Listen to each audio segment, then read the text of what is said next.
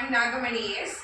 I'm studying in JSS College of Arts, Commerce and Science in Uti Road, Mysore. Today my seminar topic is redox titration. The redox titrations we know which takes place both between the oxidation and the reduction. In belonging to the redox titration, which means that the redox titration is the transfer of electrons from the analyte to the titrant, is known as an redox titration. First we know the difference between oxidation and the reduction. Oxidation, which means that the addition of oxygen, loss of hydrogen, loss of electrons takes place. For example, we can consider X as a molecule which removes one electron, it gains X plus charge. Similarly, in terms of addition of oxygen, when we write the example for this, the SO2 reacts with oxygen, there is an addition of oxygen takes place, it forms SO3. In the loss of hydrogen, here the loss of hydrogen takes place when H2S reacts with HCl, it will form S plus 2 moles of HCl. In a similar way, the loss of electrons takes place when NaCl, which removes one electron, it will form Na plus and electron separately. In terms of reductions, which means that the removal of oxygen and gain of hydrogen and gain of electrons takes place, which is opposite to the oxidation. That means consider X as an electron which added the one electron. That means the addition of electrons takes place, it will gain X minus electron charge. For example, when we take the removal of an oxygen as an example, when copper oxide reacts with 2 moles of hydrogen, it will form Cu plus H2O. In similar way, when gain of hydrogen takes place, when C2H2 plus 2 moles of hydrogen will react C2H4. Similar way, when we consider gain of an electron, consider as when chlorine reacts with an electron, that means it's a gain of electrons takes place, so it's a chlorine Cl minus takes place.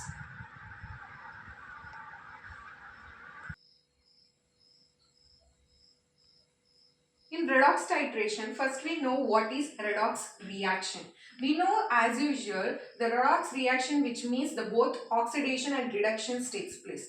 But how it takes place? The one substance will lose or gain up of the electrons and the another substance which receives the electrons. This is known as an redox reactions. The first substance is oxidized and another substance is reduced. That means the oxidation and the reductions takes place in a molecule. In this example, when zinc is going to oxidization, that means the loss of electrons takes place, it will form Zn2+. In a similar way, the copper 2+ is going to the reduction takes place, that means a gain of an electrons takes place, it will form Cu2+. Cu. The oxidation of loss of electron. The oxidation means is a loss of an electron, which means it acts as a reducing agent. What do you mean by reducing agent? Means a substance which gains or loss of an a substance which gains or donate an electron, it is known as an reducing agent, wherein an oxidizing agent which is a loss of electrons takes place, it is known as an oxidizing agent. Types of redox titrations.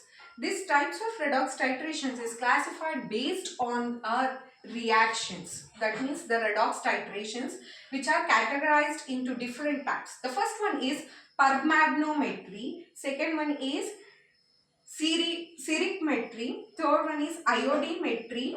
Fourth one is iodometry. Fifth one is bromometry. Sixth one is dichromometry. Permagnometry, the first classification.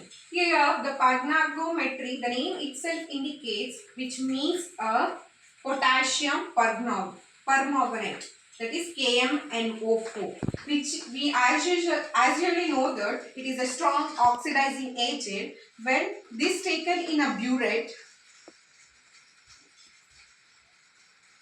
in conical flask, we can consider Na2CO3. When titrate against KMnO4 with sodium carbonate, we are not adding an indicator because the KMnO4 will act as an self indicator. So it will give the colorless to pale pink color. This is one of the example for this permagnometry. Ceritmetry, the second classification. It is also known as ceritate oxytiometry. When we consider as an example, in a titrant, when we take ceric sulfate, in an analyte, when we consider FeCl3, which takes place in an acidic medium, that means in a H2SO4 or HCl, by adding as an ferroin as an indicator, it will give brownish color, brownish or brick brownish color. That means when Fe2 plus and cerium 4 plus, how it going to the reduction and oxidation means when Fe2 plus will gives Fe3 plus, that means it takes place in a reduction, which means that the gain of electrons takes place. When cerium 4 plus will react to form cerium 3 plus, that means the oxidation takes place, which means the loss of an electrons takes place. Third classification is iodometry. In this case, we are using standard solution as an iodine as a titrant. When the 2 moles of this iodine will give iodine plus 2 electrons will be removed. That means here the oxidation will be takes place. That means when we consider as a titrant iodine, in an analyte we are going to take an as a sodium thiosulfate, which is an analyte. Then we had an indicator as a starch solutions, which will give permanent blue color.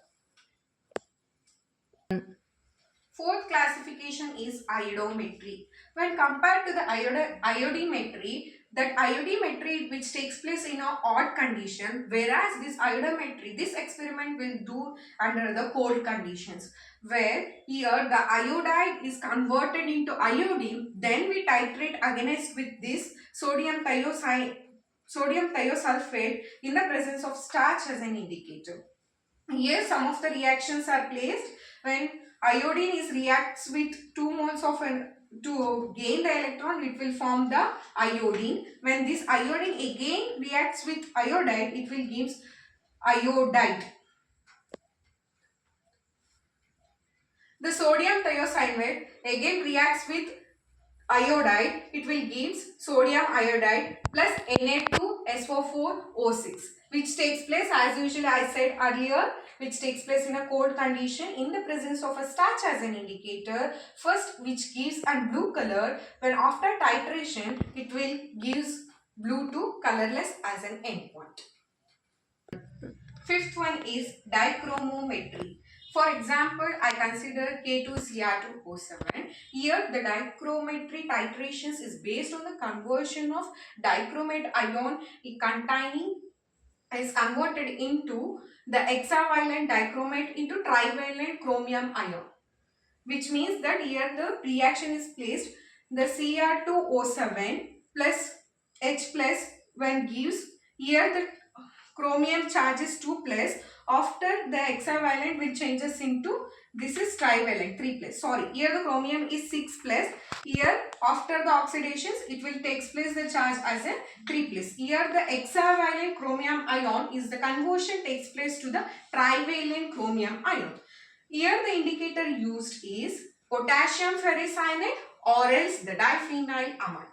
That means when we consider K2Cr2O7 in a titrant and titrate against with sodium oxalate or anything sodium carbonate in the presence of this as an indicator, that is the potassium ferricyanate or diphenylamine, then here the dichrometry which takes place in the oxidation reactions. So Fe2 plus K2Cr2O7, here Fe2 plus will act as an reducing agent and K2Cr2O7 which act as an oxidizing agent. Here the 6